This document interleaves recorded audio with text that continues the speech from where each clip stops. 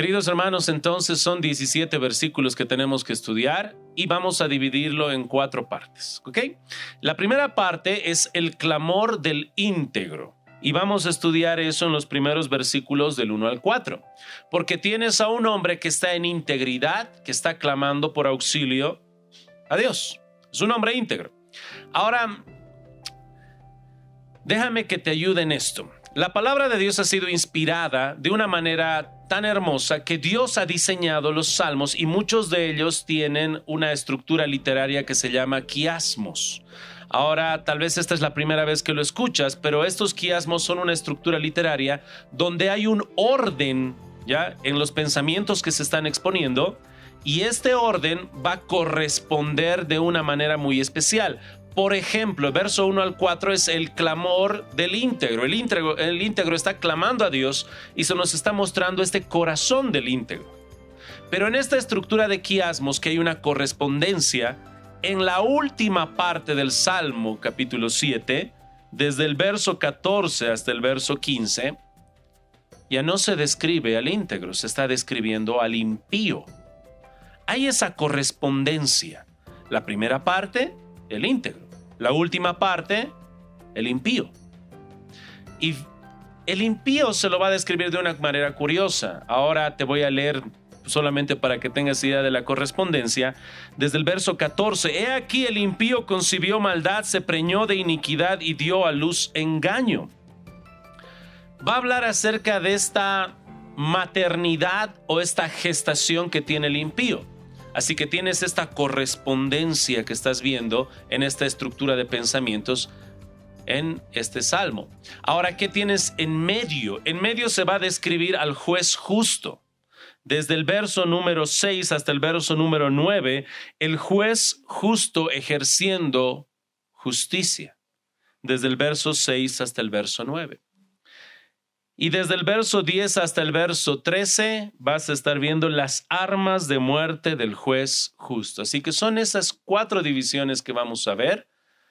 Y el verso 17 es el verso final con el cual termina alabando el salmista a Dios.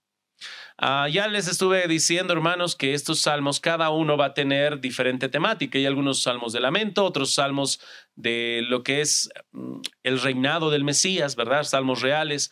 Pero este salmo es muy especial porque es una mezcla, es una complejidad grande. Vas a encontrar un lamento porque el salmista está clamando por justicia, pero también es un salmo real porque va a estar mostrando a Dios viniendo en su reinado a juzgar a los pueblos y las naciones con su justo juicio.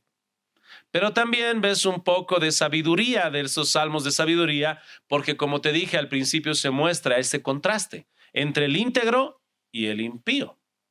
Así que es un salmo muy complejo, pero es un salmo muy hermoso. Y quisiera que estudiemos, hermanos, pero antes me gustaría que podamos ir al libro de Éxodo, capítulo número 15. La ilustración que tengo para ti se encuentra en Éxodo, capítulo 15. El título del mensaje el día de hoy es Alabando la ira de Dios. ¿Cómo podemos nosotros alabar la ira de Dios? Y podemos nosotros alabar la ira de Dios porque su ira es una revelación de su justicia. Y nosotros alabamos a nuestro santo Dios en su justicia, juicio y en su ira. Éxodo 15. Dice así la palabra de Dios. Entonces cantó Moisés y los hijos de Israel este cántico a Jehová y dijeron: Cantaré yo a Jehová porque se ha magnificado grandemente. Ha echado en el mar al caballo y al jinete. Jehová es mi fortaleza y mi cántico y ha sido mi salvación. Este es mi Dios y lo alabaré. Dios de mi Padre y lo enalteceré. Hermanos, ahora quiero que presten atención. Este es un cántico que se está dando. Hay alegría y hay gozo en Moisés, en María y en todo el pueblo al cantar este cántico. Y que de manera muy obvia se nos está diciendo, una vez más, como hemos visto, cantaré yo a Jehová porque se ha magnificado grandemente. Jehová es mi fortaleza. Este es mi Dios. Pero el contexto de este cántico es muy curioso porque en el capítulo pasado, ¿saben lo que sucedió? Nosotros cantamos y enseñamos esto a los niños. Hay lecciones que damos a los niños que a veces no nos detenemos a pensar. Este acontecimiento del capítulo pasado es cuando Dios abrió obviamente el mar para que pueda pasar su pueblo, pero después de que pasó su pueblo, ¿qué hizo Dios? Cerró las aguas. ¿Y quiénes murieron ahí en medio? Los egipcios, Faraón con su ejército. Murieron todos. No sé, hermanos, cómo ustedes ven esto, pero leyendo un poco de literatura donde ves barcos que nada más que se han hundido, cuando ves guerras y barcos que ha habido alguna guerra y han caído muchos muertos, según algunos relatos que estuve viendo, las personas que viven a la costa ven cadáveres durante días y a veces hasta semanas y siguen encontrando cadáveres de sobra. Este juicio que hubo de parte de Dios está en el capítulo pasado y ahora hay un cántico. Hay una celebración, pero también hay un juicio. Hay una celebración, hay gozo y hay alegría, pero se acaba de derramar parte de lo que es la ira de Dios. Y hermanos, esto es muy importante para el salmo que vamos a leer. Volvamos de nuevo, por favor, hermanos, a lo que es el Salmo 7.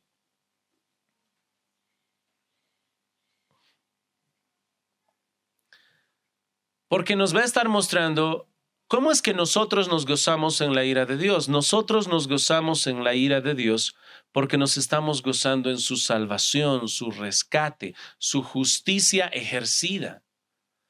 No es un gozo perverso, sino es un gozo en la justicia de Dios, proviene de allí. Y ahora con esa visión, hermanos, que podemos estar teniendo de manera más clara, ya pensando más o menos nuestra mente, en esa ocasión, cuando Dios cerró las aguas, murieron los egipcios y el pueblo está celebrando. Es el mejor día que ha existido para el pueblo de Israel, pero es el peor día que ha sucedido para los egipcios. Mientras los egipcios, las madres, los niños están llorando la muerte de esos soldados, ¿qué está haciendo el pueblo de Dios? Es curioso ese contraste. Mientras unos lloran, otros celebran. Lo que es tragedia para unos es un gozo y alegría, regocijo para otros. Y ahora, hermanos, con eso en perspectiva, quisiera que leamos y vamos a estar exponiendo un poco lo que son estos 4 segmentos que les dije.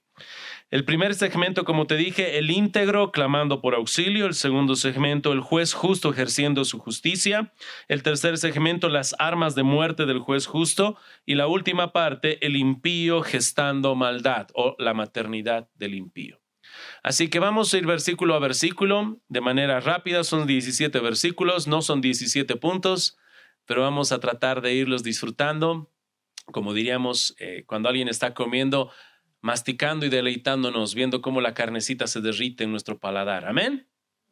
Vamos, dice así: Jehová Dios mío, en ti he confiado, sálvame de todos los que me persiguen y líbrame. Hermanos, ¿el salmista confió en Jehová, sí o no? Pues claro que sí, pastor. Ahí dice, Jehová Dios mío, es mi Dios. Y todavía dice, en ti, yo confío en ti. Y este hombre que ha confiado en Dios está sufriendo persecución, sufrimiento. Lo están persiguiendo de manera injusta, ¿Alguien que confía en Dios va a sufrir? Pues pastor, aquí dice claramente que sí. ¿Dónde están entonces todos aquellos que te dicen, si tú te conviertes al cristianismo, todos tus problemas van a desaparecer? Dios tiene un gran plan para tu vida. Y claro, Dios tiene un gran plan para tu vida, pero un gran plan según la mente de Dios, no según la mente del hombre materialista, pragmático. Este es el gran plan que Dios tenía para David. Persecución, y a través de la persecución conocer a Dios, y a través de la persecución glorificar a Dios, y a través de esta persecución tenemos este precioso salmo también. Los que confían en Dios, hermanos, ¿sufren? Pues veamos bien qué dijo Jesús. Tal vez tú dices, pero pastor, eso era en el Antiguo Testamento, en el Nuevo Testamento es diferente. Hermanos, quiero que vayamos nosotros al libro de Juan. ¿Qué dice la palabra de Dios en el capítulo 15? Juan capítulo 15, por favor, si pueden prestar atención.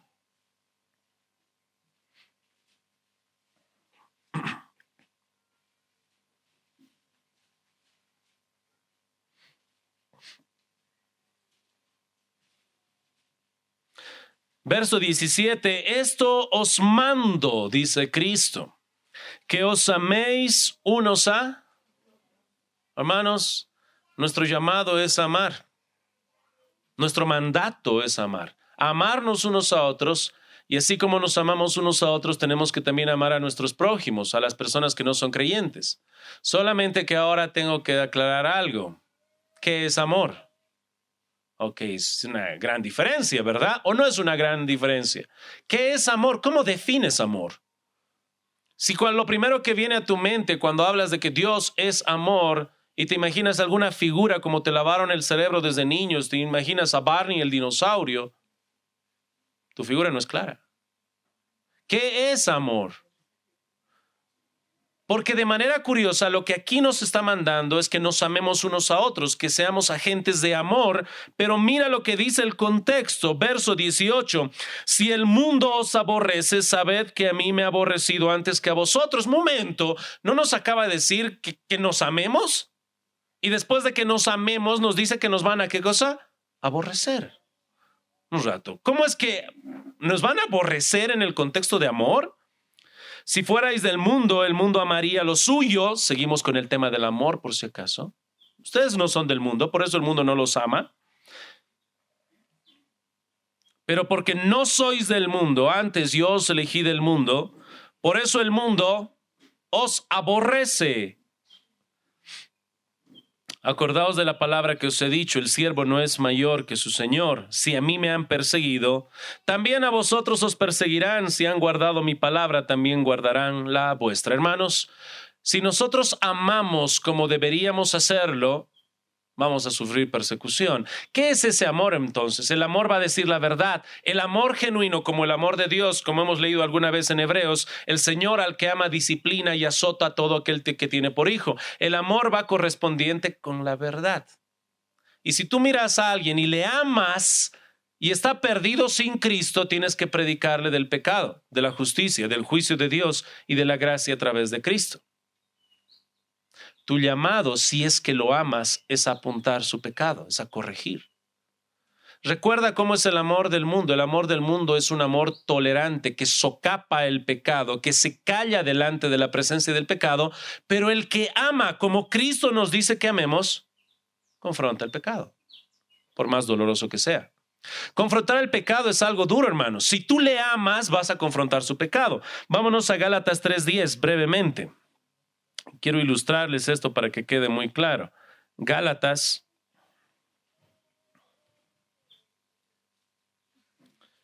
capítulo 3. Yo sé que muchos saben este versículo, porque todos los que dependen de las obras de la ley están bajo maldición. Pues escrito está, maldito todo aquel que no permaneciere en todas las cosas escritas en el libro de la ley para hacerlas. O sea, tú vas delante de una persona y tienes que decirle, la Biblia dice que si tú no permaneces según todas las cosas que están escritas en este libro, tú eres maldito. Si lo amas, tienes que decirle eso. Dios te ha dicho que ames. Ahora dime, ¿cuál será la actitud del mundo? Muchos de ellos que son ovejas de Dios oirán su voz y le seguirán, pero los que no son sus ovejas te van a aborrecer. Es automático. No van a amar lo suyo, te van a aborrecer y te van a perseguir, pero si tú los amas. El salmista en el Salmo número 7 está hablando de manera clara. Yo he confiado en ti, Señor. Tú eres mi Dios y ahora me persiguen. Hermanos, es algo que va a venir. Si tú amas como deberías amar, vas a predicar esto. Ahora, quisiera ilustrarles lo siguiente, porque a veces no entra en nuestra mente de manera muy clara. Esto que acabo de leer, hermanos, es durísimo si lo dices de manera adecuada. Te voy a volver a leer. Maldito todo aquel que no permaneciere en todas las cosas escritas en este libro de la ley para hacerlas. El que no hace todas las cosas escritas en este libro, ¿qué es, hermanos? Pero no entra en nuestro corazón el peso de la palabra maldito, por alguna razón. Cuando leemos la Biblia, nuestra mente hace un switch, hace un cambio, como ablandando todo. Cambiemos el discurso, no estás leyendo la Biblia. Tristemente en Bolivia hay muchas divisiones humanas, perversas, carnales y condenables. No deberíamos separarnos por raza ni por región, no debería, eso está mal delante de Dios. Nos estamos dividiendo por tonterías. ¿Qué pasaría si tú escuchas en Santa Cruz esa frase que alguna vez se escuchó? Colla, raza maldita. No, pastor. Uf. ¿Qué pasa si es al revés? Si alguien de Santa Cruz o del Oriente viene y dice, Camba, raza maldita. ¿Qué pasa si es entre países? Venezuela, Perú, Colombia. Viajas a un país boliviano, maldito boliviano. ¿No sientes ahora un poco más de peso? Sí, se siente, ¿no? ¿Y por qué cuando lees la Biblia que te dice, ahora no de manera injusta ni humana perversa, de manera correcta, justa, el que no guarda todo lo que está escrito en este libro, maldito? ¿Qué pasó ahora? Hubo como un cambio, como si lo sintieras más suave. Hermanos, eso sí debería doler porque eso es cierto. El que no guarda todas las obras que están escritas en el libro de la ley es maldito. Y cuando tú prediques esto, hermano, como dice también Jesús en Juan, sus ovejas oyen su voz y le siguen. Y los que no son sus ovejas, hermano, te van a aborrecer. Verso 1, el íntegro clamando por auxilio. Verso 2, vamos una vez más a lo que es Salmos. Capítulo número 7. No sea que desgarren mi alma cual león y me destrocen sin que haya quien me libre. Ahora lo que está haciendo el salmista, está poniendo un símil o una ilustración de estas personas que le persiguen. Quizá este hijo de Benjamín Cus, y lo compara con un león. El león es por la fuerza, por la peligrosidad. Hay alguien en alto rango y muy fuerte que tiene dominio, que lo está persiguiendo y lo quiere despedazar. Y eso es lo que el salmista está queriendo ilustrarnos. Ahora, ¿qué hace cuando hay semejante persecución? Busca a Dios. A mí me llama la atención, ustedes, hermano, un pastor una vez dijo que este pastor comentaba que él es muy asustadizo. Un pastor que yo respeto mucho dijo, uy, yo me asusto, cabe. Y un día un hermano se escondió en el depósito de la iglesia. Sabía que yo iba a entrar y se escondió.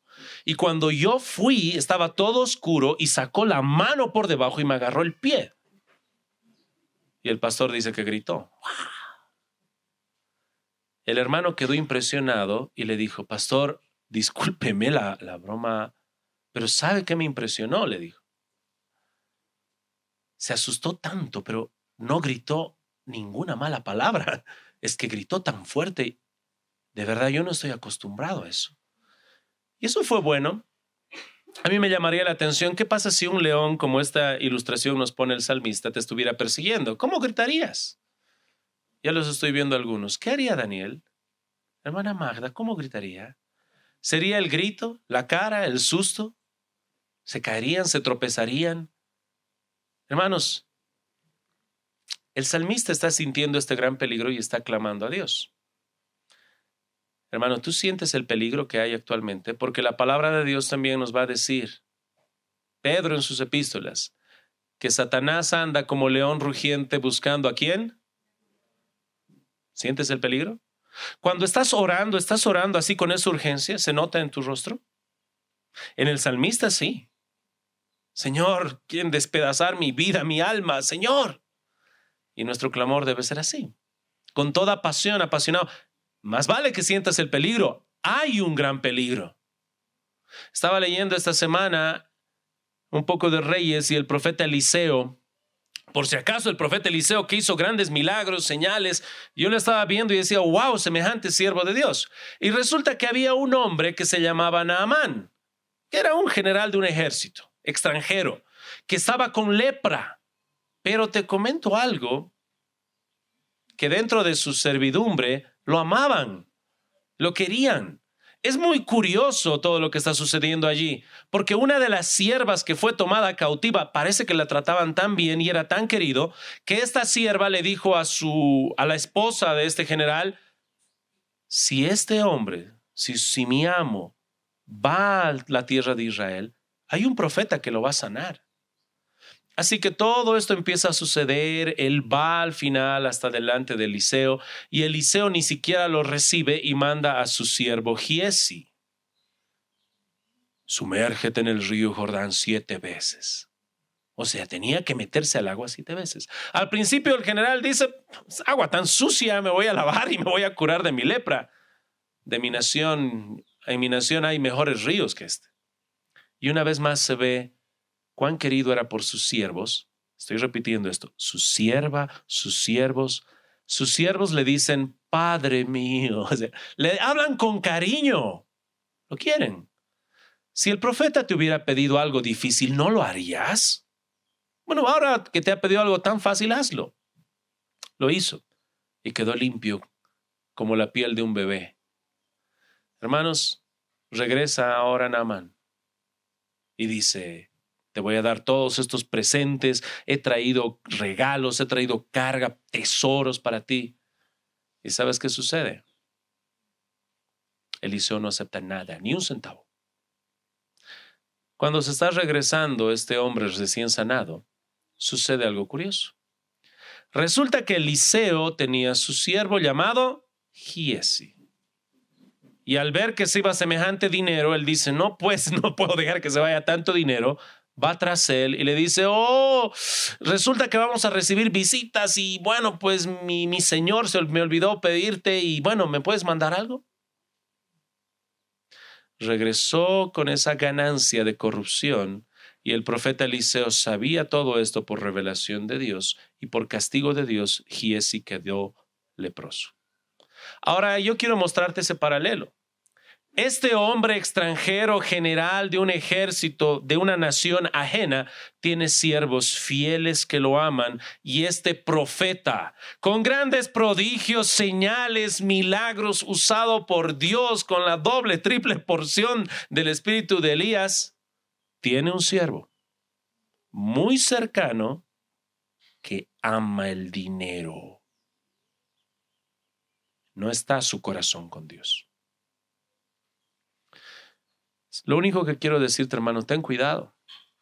Quizá el león se encuentre más cerca de lo que tú piensas. Quizá tal vez tú pienses que no hay peligro, hermanos. Hay peligro. Dice el verso 3, Jehová Dios mío, si yo he hecho esto, si hay en mis manos iniquidad, si he dado mal pago al que estaba conmigo en paz, antes he libertado al que sin causa era mi enemigo, persigue el enemigo mi alma y alcáncela, huelle en tierra mi vida y mi honra ponga en polvo. Hay una inocencia que está clamando el salmista. Solamente para aclararte, no quiero que veas una contradicción. Pero pastor, todos somos pecadores. ¿Cómo puede decir él que es inocente? Hermanos, él está hablando que es inocente en este caso, ¿ok? Hay una persecución hacia él y, Señor, soy inocente, yo no hice mal. Júzgame si tú quieres, pero estoy inocente en esta parte circunstancial, ¿ok? En el caso de David, cuando fue perseguido por Saúl, ¿por qué? ¿David hizo algo contra Saúl? No.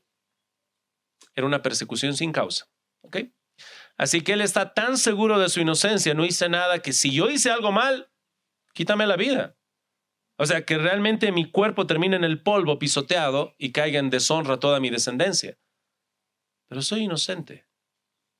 Está clamando una inocencia en este caso. ¿Ok? Avancemos. Dice, verso 4, si he dado mal pago al que estaba en paz conmigo, antes he libertado al que sin causa era mi enemigo. Ahora aquí mira una vez más esta descripción de este hombre íntegro. Dice, ok, Señor, al que estaba conmigo en paz, ¿acaso yo le di mal pago? En otras palabras, al que está conmigo como mi amigo, ¿será que yo le pagué con mal todo su bien? No. Más bien fue al contrario, ¿no? He libertado al que sin causa era mi enemigo. Como cuando Saúl lo persiguió varias veces, ¿recuerdas? Y en vez de que David lo mate, ¿qué hizo? Le perdonó la vida. En una ocasión, el rey Saúl estaba persiguiendo a David y en medio de su persecución, el texto dice que Saúl entró a una cueva a cubrir sus pies. Ahora, ese cubrir sus pies, lo mismo, es un eufemismo. Cubrir sus pies significa ir al baño, pero para que en el texto no diga, y Saúl fue al baño a hacer el 2, que suena raro, literalmente, de una manera literaria quedaría no muy apropiado. Está ese eufemismo de fue a cubrir sus pies, entró a esa cueva. Lo que él no sabía es que en esa cueva estaba David con su ejército. Y cuando él está ahí en medio acto, uno de sus soldados le dice, ahí está, Dios te lo ha entregado, matémoslo. Y David decide no matarlo. Como el texto dice, ¿no? Al que más bien buscaba mi vida, al que estaba en contra de mí, al que era mi enemigo sin causa, yo lo liberé. Acá, hermanos, tengo que acudir a algo que mencionó Spurgeon en uno de sus mensajes que voy a tener que parafrasear o traducirlo de otra manera para que se entienda. Para que se entienda en el sentido de, es que él lo hace con una manera más poética y eso se pierde en la traducción. Cuando alguien te hace bien y tú le pagas con mal, ahí Spurgeon decía, eso es maldad. Maldad es pagar con mal al que te hace bien. Y luego él decía, pagar con mal al que te hace mal, eso es animal, es como un perro. Se muerde a otro perro y el perro, ¿cómo le devuelve? Si alguien te hace mal y tú le pagas con mal, eso es animal. Si alguien te hace bien y tú le pagas con bien, eso es terrenal, eso es lo que hace un hombre mundano. Le hacen bien, favor con favor se paga. Pero si alguien te hace mal y tú le pagas con bien, eso es imitar al celestial, que es lo que tú y yo debemos hacer. Amén. Bueno, pues ahora ponte a pensar quién en la iglesia te ha hecho mal. Y ahí pon tu tarea, le voy a hacer este bien. O sea que saliendo de la iglesia, hermano, si alguien te hace un favor, ya sabes por qué es. Está buscando pagar con bien si le has hecho algún daño. Hermanos, mucho cuidado en nuestro corazón. Nuestro trabajo es ser agentes de bien, imitar al celestial. Si alguien te hace mal, tú tienes que pagar con bien. Ese es el corazón de este hombre íntegro. ¿Ok? No es alguien pendenciero. Pasamos a la segunda sección. El juez justo ejerciendo justicia, después de la palabra Selah, versos 6 hasta el verso 9. Levántate, Jehová, en tu ira, álzate en contra de la furia de mis angustiadores. Hermanos, clamar por la ira de Dios no es pecado si lo haces con el corazón adecuado. ¿Has visto dos niños que están peleando? Un niño puede estar sufriendo ahí y puede decir, papi, castígale. Me hizo esto y esto, eso. Pero hay una gran diferencia cuando tú ves a un niño que te mira con una cara, con sonrisa, papi, castígale. Y tú te puedes dar cuenta por la circunstancia, el problema, la actitud. Cuando yo, casi te digo, cuando yo era padre, cuando yo era un papá nuevito, aprendimos eso con mis hijos. No te voy a decir quién o cuál, pero castigaba a uno y vi al otro que se reía. Bueno, su alegría se tornó en llanto, hermano. Aquí está clamando con un corazón de integridad. Hay sufrimiento. Como viste en el texto, este hombre que sufre paga con mal o con bien. Con bien.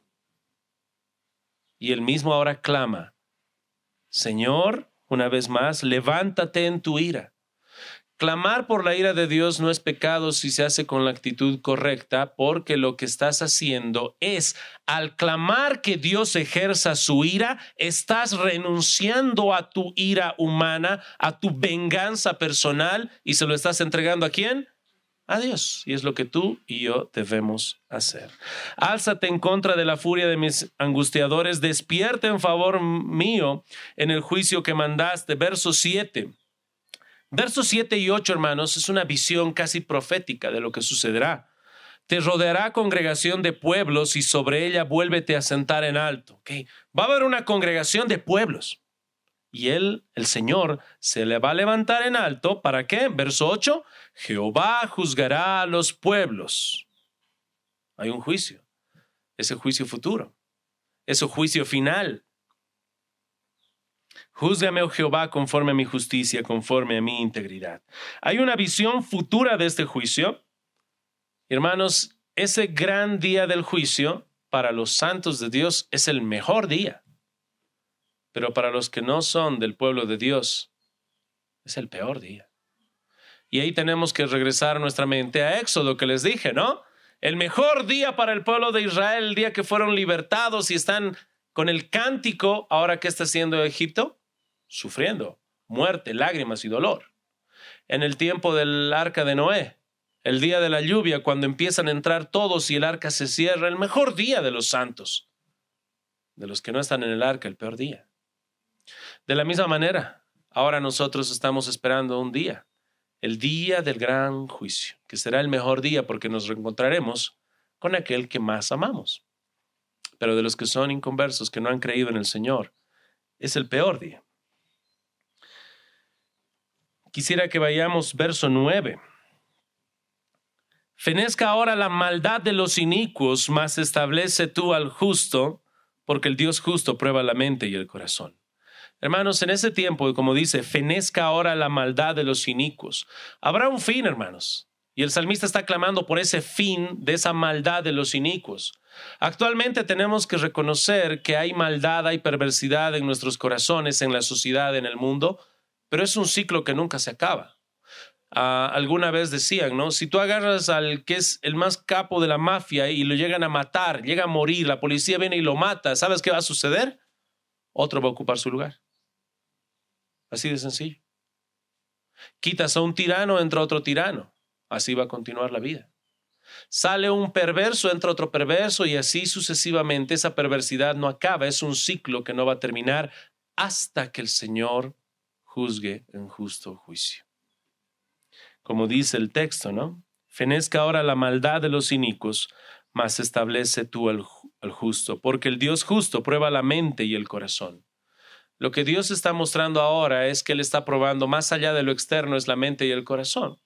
La ilustración que se ponía era colocar en una mesa un vaso con agua lleno hasta arriba y tú golpeabas la mesa con toda tu fuerza y lo que sucedía es que al golpear alrededor de esta copa en la mesa, salpicaban gotas del vaso. Y algo así hace Dios cuando prueba tu corazón a través de pruebas, dificultades y sufrimientos. Está haciendo que esos golpes saquen de tu corazón lo que hay en tu corazón. Lo que a veces no se ve, no se muestra. Como ese pastor, ¿recuerdas que le agarraron la pierna y lo hicieron gritar? ¿Gritó alguna mala palabra? Por la gracia de Dios, no. Pero si él gritara malas palabras en su casa, si él fuera un hipócrita y en la iglesia dice aleluya, pero en la casa su voz, su boca debería ser callada y lo hacen asustar, ¿qué va a gritar? Lo que hay en su corazón. Ese es un golpe que simplemente hizo exterior lo que hay dentro. Y Jehová lo que prueba es la mente y el corazón, lo que no podemos ver. Dice la palabra de Dios entonces, pasando, el juez justo va a ejercer su justicia. Y ahora quiero que veas en la sección número 3, desde el verso 10 al 13, las armas de muerte del juez justo. Verso 10. Mi escudo está en Dios que salva a los rectos de corazón. Hermanos, presten atención aquí, porque el salmista, a diferencia tuya y mía, tiene experiencia con lo que son escudos. Es un hombre de guerra. Él, aunque tú no lo sabes, él sabe cómo matar a una persona, lo ha hecho. A David se le pidió 100 prepucios de los filisteos para poder heredar y casarse con la hija del rey. ¿Y sabes lo que hizo David? Fue y sacó no 100, sino 200 prepucios de filisteos. Tú no eres hombre de guerra. Algunos de ustedes dicen, ¿qué es prepucio? Lección para después. ¿Saben, hermanos? Este hombre que está hablando de guerra, que sabe de peligros genuinos de guerra, dice, mi escudo es Dios. No estás escuchando la voz de un poeta ebrio cantando, mi escudo es Dios. No, es un guerrero genuino que sufre un peligro genuino, así que necesita un refugio genuino. Su refugio es Dios. Esto no es simple poesía barata, esto es algo real. hermano, que el Señor sea tu escudo en tu momento más doloroso. En el momento que tú no me muestres a mí. En el momento que tal vez ni tu esposo ni tu esposa ve. Que tu escudo y protección, refugio sea Dios.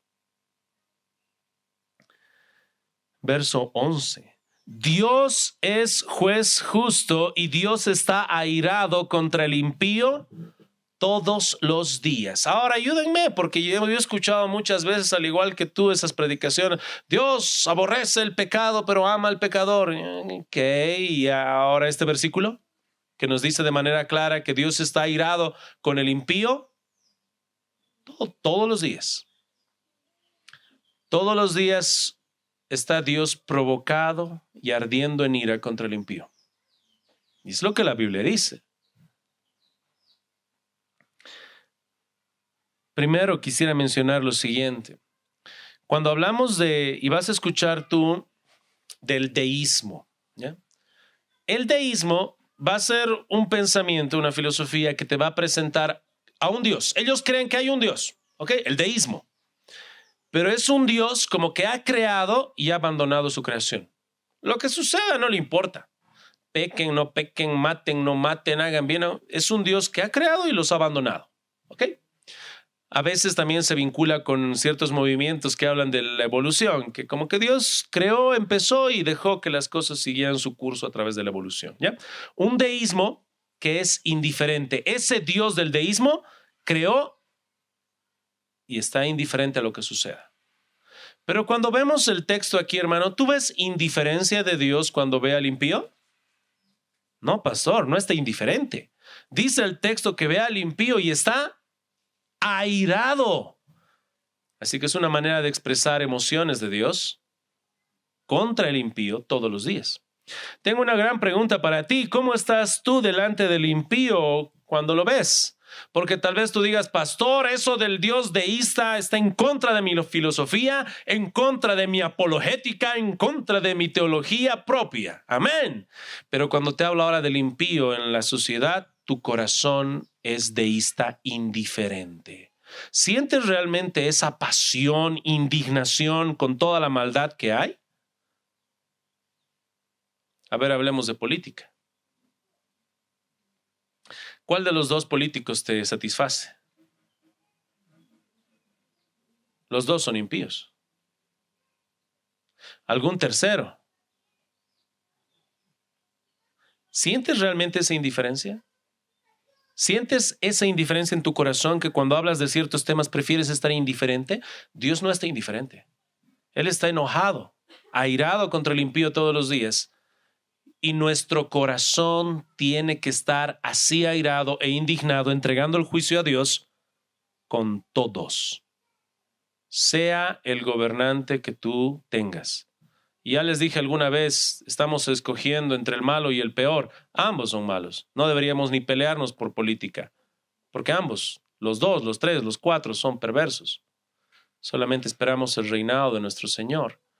Si tú eres indiferente con el pecado, hermanos, mucho cuidado, porque tal vez seas indiferente con tu pecado personal y estés tolerando en tu vida ciertos pecados. Tenemos que estar nosotros de esa misma manera imitando a nuestro Señor. El Señor está airado con el impío todos los días. Quiero que veas cuán airado está, porque mira lo que dice la palabra de Dios. Hay una esperanza, dice, si no se arrepiente, ¿no? Ojalá haya arrepentimiento. Porque si no, dice, él afilará su espada, armado tiene ya su arco y lo ha preparado. Asimismo ha preparado armas de muerte y ha labrado saetas ardientes. Hermanos, quiero ir un día a cazar contigo, de cacería.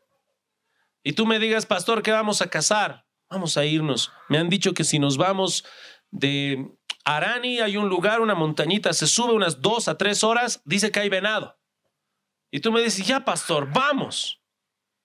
Y yo me empiezo a saber preparar las cosas. ¿Qué es eso, pastor? Es un arco profesional de caza. Y te muestro ahí las saetas, como Gillette. ¡Oh! ¿Qué más? Y un cuchillo. ¿Qué más? Y un martillo. ¿Qué más? Pues, ¿qué estamos haciendo? Carnicería. Hermanos, El Señor está airado con el impío todos los días y dice que afilará su espada, pero no es suficiente. Prepara su arco, no es suficiente. Saetas ardientes, no es suficiente. Armas de muerte, y todavía no, porque todavía no ha ejercitado esa su ira. Y Dios es paciente, hermanos, misericordioso, pero habrá un día que se derramará toda su ira y habrá ese juicio. Hay un peligro real, pero la gracia de Dios en el verso 12 nos dice, pero si no se arrepiente, en el contexto de ese impío, ¿no? Solamente el arrepentimiento y fe en Cristo puede cambiar tu vida, tu eternidad, de condenación a bendición. No es en este texto, hermano, pero en otro mensaje, Spurgeon tituló uno de sus mensajes en inglés Turn or Burn, que si lo traducimos literalmente sería, bueno, voy a interpretarlo, arrepentirte o quemarte. Esas son tus opciones. Y eso es lo que nos está diciendo el texto, arrepentirte o quemarte. Habrá el día de la ira de Dios, del justo juicio de Dios. Verso 14. Vamos a la última parte, hermanos. La última parte es el impío gestando maldad. He aquí, el impío concibió maldad, se preñó de iniquidad y dio a luz engaño. Y ahora esta descripción del impío es muy curiosa, hermanos, porque Dios escogió ilustrarla a través del proceso de gestación. Que cuando una mujer está embarazada, quizá al principio no te das cuenta, ni se percibe. Hay algo invisible que está sucediendo dentro. Pero a medida que pasan los meses van cambiando las cosas. ¿Cómo te diste cuenta que estabas embarazada, hermana? Quizá me vas a contar tu experiencia. Pastor, dolor de cabeza, mareos, vómitos, antojos. Me salió una manchita aquí.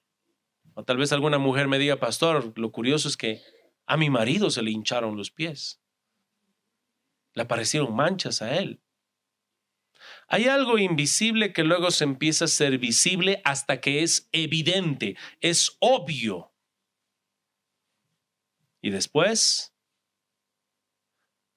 sale el bebé, es concebido. Ya llega el tiempo del parto, la labor, ¿no? Y en ese trabajo de parto ya sale el bebé, nace el bebé. Hermanos, Dios decidió ahora ilustrarnos a este perverso con este proceso de gestación. El impío concibió maldad, se preñó de iniquidad y dio a luz engaño. Así, hermanos, como el impío se nos describe aquí en este proceso de gestación, una madre al tener un hijo, ama, cuida, quiere, protege, nutre, tiene a su bebé, nadie lo puede despegar. Este impío y perverso, desde lo más secreto en la intimidad de su corazón, ya va gestando cosas que nadie ve, pero están presentes y que poco a poco se hacen evidentes, y no dejará su pecado porque ama su pecado, porque es parte de él. Este es el impío que no quiere dejar el pecado, que lo ama con todo su corazón porque es parte de él. Y en esa situación estábamos todos nosotros, muertos en delitos, ¿sí? Ok. Esta semana estaba escuchando una predicación de un predicador de la prosperidad, de un predicador carismático pentecostal, que ahorita no te voy a decir su nombre, si me preguntas después te digo. ¿Y sabes qué estaba diciendo él? Él estaba diciendo que nosotros somos como una refinería de Dios, que tenemos que agarrar lo malo y tornarlo bueno en nuestro corazón, porque tenemos esa capacidad de tornar esas cosas malas en buenas. Yo no veo eso aquí. Yo veo aquí que el impío se está preñando de iniquidad. Este predicador de la prosperidad decía que cuando hay envidia, cuando hay enojo, cuando hay ira, y él decía en sus palabras, no le des visa para que eso entre a tu corazón, a la ira. Yo miraba el texto, no necesitas darle visa porque resulta que ya tiene nacionalidad en tu corazón. El enojo, la ira y la perversidad están en ti. No tienen que entrar, ya están en ti. Y el mundo va a estar queriéndote hacer creer eso, que tú eres una refinería para el bien. Me gusta más cómo Calvino veía la Biblia y cómo la Biblia reflejaba su antropología. Calvino decía que el corazón del hombre es una fábrica de idolatría. Hermanos, Dios tiene que transformarnos. Este proceso de gestación es muy curioso. Luego dice, verso 15, pozo acabado y lo ha ahondado, y en el hoyo que hizo caerá, su iniquidad volverá sobre su cabeza y su agravio caerá sobre su propia coronilla. Esta es una manera de Dios para juzgar al impío. ¿Sabes lo que hace? Lo deja en su impiedad y hace que su misma impiedad caiga sobre su cabeza. No es suficiente, hermano, con ilustrar un hombre que es prisionero de guerra y le apuntan con una arma y le dicen, cava tu propia tumba, y el pobre hombre antes de morir tiene que trabajar arduamente y está... No es una ilustración suficiente. Este hombre está cavando un hueco para el otro. Tengo odio. Quiero que muera, voy a cavar, y cae en esa misma trampa. En el libro de Esther se nos cuenta de un hombre perverso llamado Amán. Muy curioso su nombre, ¿no? Amán, que aborrecía al pueblo de Dios. Y entre esto que aborrecía al pueblo de Dios, hizo preparar una horca. Quería ahorcar a Mardoqueo, un siervo de Dios. Hizo preparar una horca que medía aproximadamente unos 25 metros de alto. Eso es bastante alto, hermanos. ¿Cuánto mide un aro de básquetbol? Según la regla, que si no me equivoco es 3 metros y 5 centímetros, creo. Ahora, si te hablo de 22 metros, ¿cuán alto es eso? 7 veces un arco de básquetbol. Una horca especial para Mardoqueo. Ya la tenía lista. ¡Ay, voy a hacer ahorcar a Mardoqueo! Tengo el poder. Soy uno de los preferidos del rey. Pero al final del libro de Esther sucede lo contrario. Por la providencia de Dios, Esther intercede por el pueblo. Están en un banquete.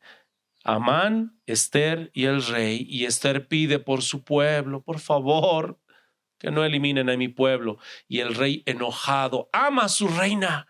¿Quién quiere eliminar a tu pueblo? Y a ti, ¿quién es el hombre que se ha levantado para hacer semejante cosa contra ti, mi reina?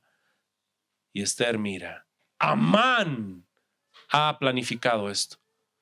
La Biblia dice que en el momento que le dijeron eso, Amán se estremeció. El rey estaba airado, pero tan airado, pero este hombre decide salir del lugar para tranquilizarse. Enojado se sale a pasear ahí por el patio, por el jardín, y mientras tanto en la recámara está Amán clamando a Esther por su vida. Me van a matar, sálvame, sálvame, sálvame. Tanto es su pasión por salvar su vida que por la providencia de Dios se cae sobre la reina Esther. Se cae sobre la reina. Y en ese momento entra el rey y dice, ahora encima quieres violar a la reina. Le tapan la cabeza lo encapuchan, le tapan la cabeza. Y el eunuco le dice, Amán tenía preparado una horca para Mardoqueo de 20 y algo metros. Y prepárate ahí también, porque resulta que el rey sabía que Mardoqueo le había salvado la vida. ¡Ah!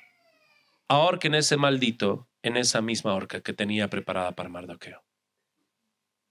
Hermanos, es trágico que este hombre, mientras estaba preparando esa horca, decía, más alto, hasta ahí, no, 10 metros, más alto, preparaba la horca para él mismo. Y Dios actúa con esa ironía y esa justicia. Y la muerte de Amán igual terminó siendo un día de celebración para el pueblo. Queridos hermanos, como dice el texto, verso 15, pozo acabado y lo ha ahondado, y en el hoyo que hizo caerá. Si hay alguien acá que no es cristiano, el llamado es arrepentimiento, el llamado es para que venga Cristo. Si no, cualquier cosa que tú ejecutes, cualquier maldad que estés pensando en contra del pueblo de Dios, va a volver contra ti. Spurgeon decía que los perversos tienen muchas fiestas en el año. Celebran por muchas cosas, pero no tienen un solo día seguros de la ira de Dios. Cualquier momento puede caer. Y en medio de todo esto que hemos hablado del clamor del íntegro, del justo juicio de Dios, de las armas de justicia y de muerte del juez, y al final del proceso de gestación del impío, concluimos con el verso 17.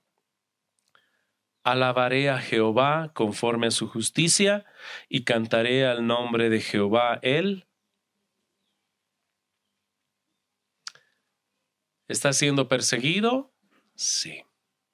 Ve al hombre perverso haciendo perversidad y planeando todas sus estrategias. Sí. Pero es consciente de Dios, el juez justo, que va a ejercer su juicio ahora y en un futuro. Y puede alabar el nombre de Dios. Hay una alabanza y se menciona de manera clara: alabaré a Jehová. El tetragramatón, YHWH, ese nombre impronunciable que se traduce en nosotros Jehová, pero no se sabe específicamente cómo debería pronunciarse.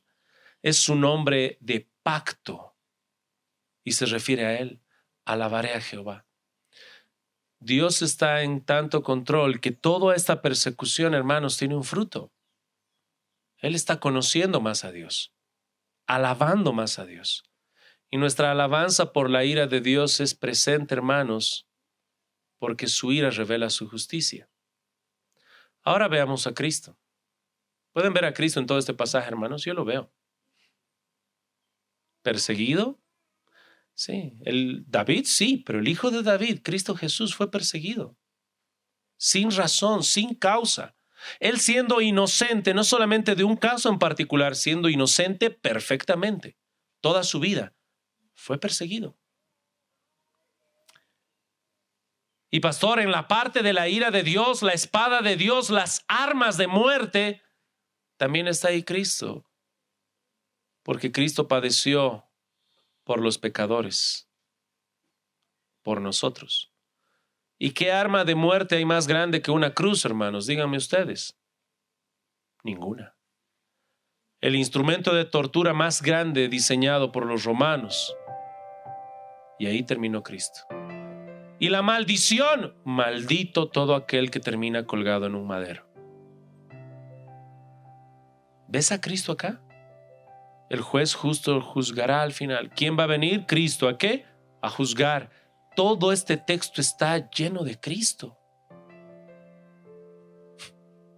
No, hermano, no estás viendo mal. Todo el texto está empañado de la cruz de Cristo. Alabamos a Dios en su ira, porque la ira cayó sobre el Hijo. Y ese instrumento de muerte fue nuestro instrumento de salvación, la cruz. Tenemos que alabar a Dios en su justicia y en su ira, que no cayó sobre nosotros, sino sobre el Mesías. Así que, hermanos, ahora vivamos como debemos vivir, en santidad, en santificación, creciendo día a día, hermanos. Alabemos su nombre, pongámonos de pie y oremos, hermanos.